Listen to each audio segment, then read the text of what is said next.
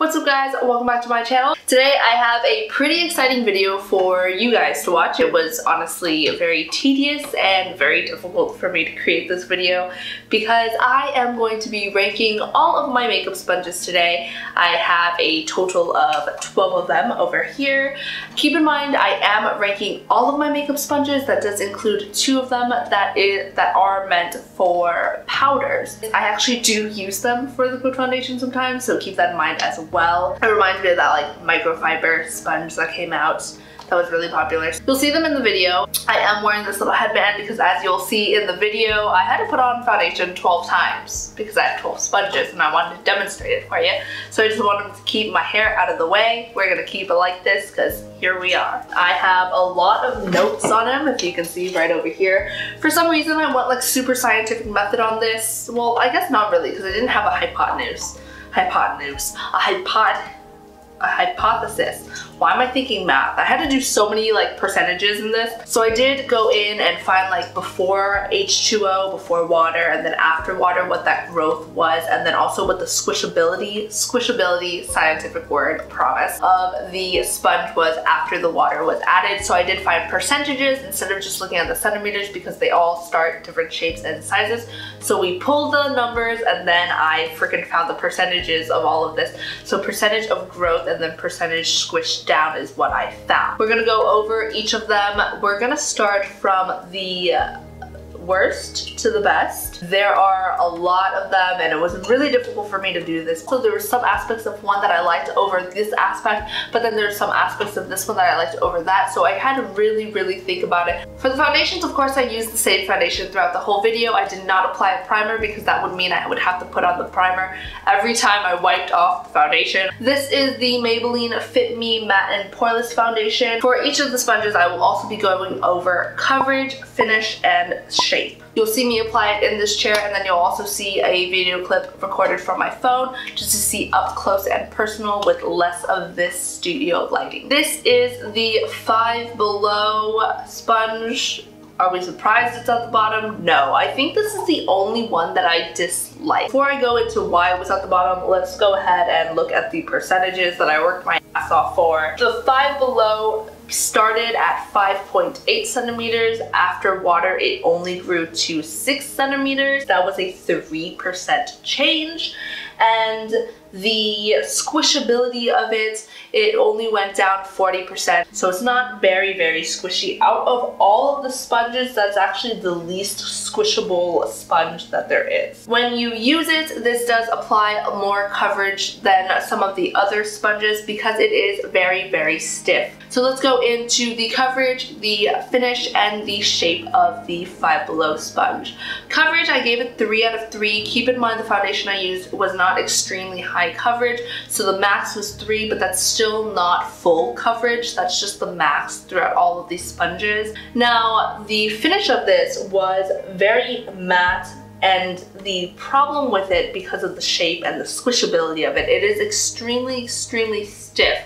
So it would leave imprints on the face. So if I put down like everything, but then I went back over, you would see the imprint of this circle bottom on my face, which isn't frankly cute. Now that's not the only concern with the stiffness of it. The stiffness also makes it very immalleable. It would only, like, if a nose is shaped like this, it wouldn't squish to go under. It would just do this, which like wouldn't work because our faces aren't flat. Number 11 was one of the powder sponges. Keep in mind, again, this is a powder sponge, but I also went in with powder on the other end. Surprisingly, this doesn't work that well with powder, even though it's supposed to be a powder sponge, or yeah, a powder sponge. The powder would clunk up because the sponge was wet. You are supposed to be able to use this wet or dry, and I haven't yet tried it dry, but I like all my sponges wet, so I don't really want to use it dry. With that being said, because it's a powder sponge that doesn't work that well with powder, it is number 11. Let's just go into the statistics because that's cut and clear. The growth of it was 5%. It went from 6.3 to 6.6, and then the squishability, it went down to 41%. which is pretty good. Let's go into the CFS, which is the coverage, finish, and shape of it. Coverage with this was actually pretty good. It was 3 out of 3 for me. Again, keep in mind, it's not gonna be full coverage, guys. This is more coverage of the sponges that you'll be seeing today. Now, it does leave your face matte, and the powder was very clunky on the face, but it did leave it matte, a little bit like a natural matte. And then the shape of it is not as pointy as other blenders that you're going to be seeing, other sponges that you're going to be seeing. And because it lacks that pointiness, it's really difficult to get into the inner corners, which I find is an important area to get into. You could try going in with this, but it's still not ideal. Number 10 is this. This used to be my least favorite until I found the Five Below one, and then I guess the powder one. But this is the ULTA makeup sponge. This has grown with me from now and when I've bought it. When I bought it, this was extremely stiff, almost like the Five Below one, but from having it and from using it, it has gotten softer over the times. I wish I bought one brand new just to show you the difference, but this is much softer than it was before. Jumping into the statistics, because numbers are just numbers, very cut and dry. This had a 21% growth, went from 5.2 to 6.3, and then the squishability went down to 41%, which isn't bad. The coverage of this was not great considering how stiff it is. It's not that stiff anymore, keep in mind. But the coverage I said was 2 out of 3. The finish of it, very natural finish, but it still looked velvety matte. So that was interesting. I wonder if that's where the stiffness of it comes in. And then if you look at the shape of this compared to the shape of my other makeup sponges, you'll see that it's not as thick. Like the tip of it is not as thick, it's a little bit thinner, but the top isn't as pointy. So it's just a little bit more to work with, but it's not bad. And that is at number 10. Number 9 is my other powder sponge, but really only the bottom is specifically that like other texture. This again is very makeup-y texture. This is the e.l.f. powder or highlight sponge, and I do have some highlight on it. I did apply that afterwards. Did put on foundation with this end and then just highlight my face with this end, as you'll see here. The statistics of it, it grew 21% from 5.8 centimeters to 7 centimeters, and the squishability squished down to 44%, so not bad. The coverage of it was 2 out of 3, and then the finish of it was extremely natural looking, and it actually felt really, really good to use this sponge on my face. It's very, very soft on the face, but because it's considered good for highlight, I don't necessarily think it is. It kind of puts highlight a little bit either too natural if you use only the bottom end. As you'll see in the video, I demonstrated just using the bottom end with highlight. It's very, very natural, so if you like that natural look, even though I was using the Champagne Pop, which is a very bright highlight, so that kind of settles down everything. And then when you use this, it applies a lot of it, so I like to use this for foundation. The shape of it I want to go over. It's very good for the face, it's very bad for the eye areas. Like, it's very difficult to get into the eye with this. If this had been a little bit slimmer and then going in, it would have been a little bit better, but because of that, I do have to squish it down to kind of get into the eye areas or inner eye area. Number 8 is my regular Real Techniques sponge. This was, of course, one of my favorite sponges back in the day before the makeup and drugstore sponges started stepping their games up. This was one of the original Beauty Blender dupes or other options, alternatives. Going straight into the statistics, this thing only grew 9% from 6.5 centimeters to 7.1. Despite the lack of growth and absorbency, it is extremely soft and bouncy, with the squishiness going down to 35. I'm sorry, squishiness is not a scientific word. The word is squishability. Went down to 35%. So that is that the most? No, there's another one that squished even more. but I think this is the second to most squishable. Nope, third to most squishable. Sorry guys. And then going into the CFS coverage, I said 2 out of 3 with a very natural finish, and the shape is great for the face and eyes, and I love how soft it is. It's not perfect for the inner corners though, so that's something you gotta keep in mind. I really like something that's gonna get into that little nook and cranny. For some reason, it just gives me a lot of satisfaction to have things like fit perfectly in this little area right here. Number 7. Number 7, this was my all-time favorite at one point. This is the EcoTools. This has been loved on. Can you see how loved on? I've used this. I've loved this. This is very delicate though. I've had some of these almost as long as I've had this sponge, but this one just tears so easily, and I think it's because of how soft it is. So the growth after you added the water was 23%. It went from 5.6 inches. Holy heck, could you imagine like using the sponge that big?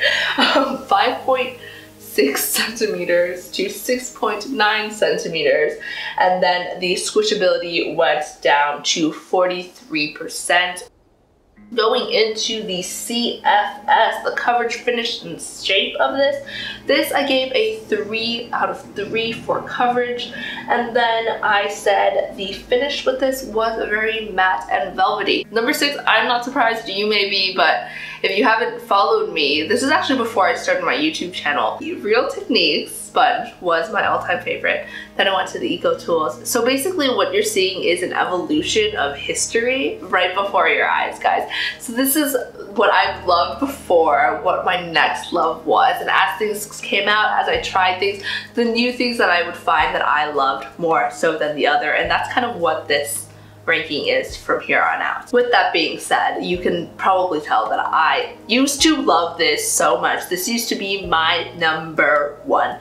This is the Flower Beauty makeup sponge. The growth of it was only an 8%. I thought this thing would grow so much because it's so freaking squishy. This grew 8% from 6.5 centimeters to 7 centimeters, and the squishability only went down to 50% even though it's so soft. Coverage I found was very, very natural. So coverage I gave 2 out of 3. Did not do a lot of coverage, so I guess it soaks up more foundation, more formula than the other ones.